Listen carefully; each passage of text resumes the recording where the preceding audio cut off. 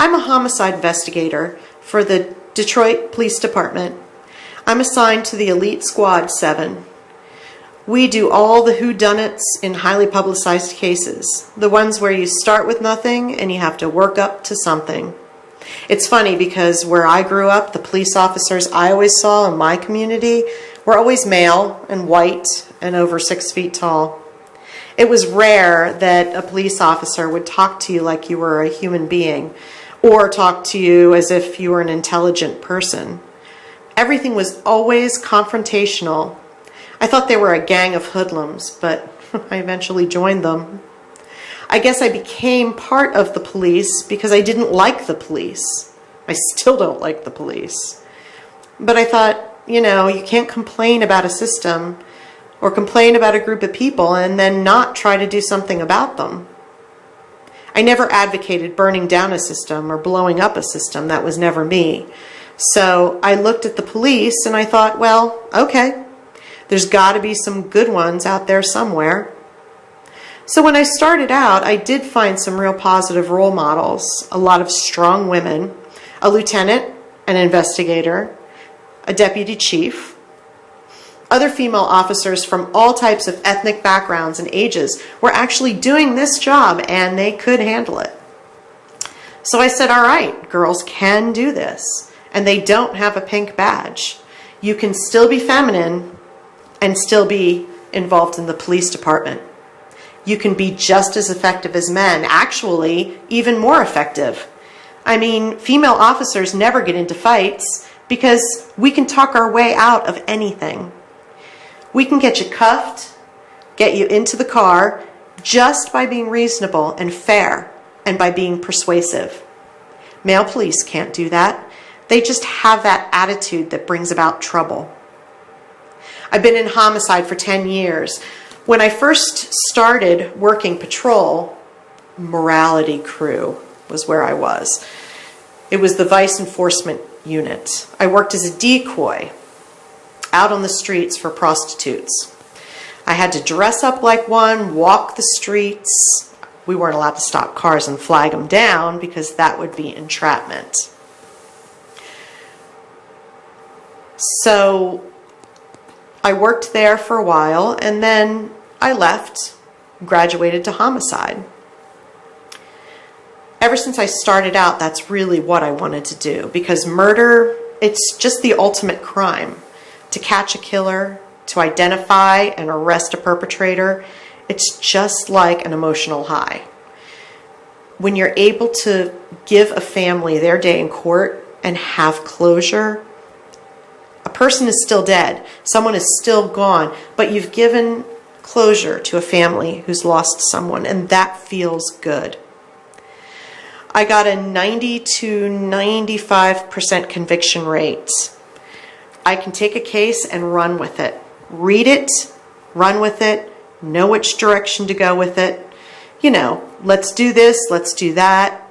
What I'm best at is interrogations and interviewing. For some reason, I've been able to get more confessions than anybody. So I work that. If they have someone, a suspect in my squad or in any of the other ones, and it's coming close to the time where we have to charge them or release them, they send me in to get the confession. And the confession is everything. Because, you know, most of the time, murders are isolated crimes. Murderers try not to have a lot of witnesses, okay? I mean, so maybe with evidence and testimony from witnesses, whatever, we may be 51% sure that this person, or maybe even 85% sure that this person did it. But a lot of times we still need the suspect to say something. We need them to put themselves there at the scene of the crime doing something. It's got to come from them, the murderer. And we have to get it in writing. Like I said, murderers try not to have a lot of witnesses. Like this one I have now, this guy. His name is Lowe. And I'm sorry, but he is the killer. So this guy Lowe did kill this woman, Gloria. But there are a few problems with the story that need to be tightened up. Each time he tells the story, he gets just a little bit closer. The first time, he was on the street where it happened earlier that day. The next time he tells the story, he was on the block where it happened later on that day. Now I got him on the block where it happened just before it happened. But I got to get him to the house. I've got to have him putting himself there, exactly where it happened. The time isn't as important. If he just puts himself in that house, right there, I'm all right. I'm not too worried about Lo, though. I'll get him. You got to just learn to listen to what they say, how they say it. It's all an art form, really. All I got to do is let them talk. Once they start talking, the person, the individual, they'll tell me how to come at them. I got this psychological edge because you know you did it. And if you're the killer and you're in custody, you have to wonder, well, damn, they got to know something or they wouldn't have locked me up. I wonder what they know. So they're actually operating kind of blind. When I walk in there, I'm calm. I never curse them out.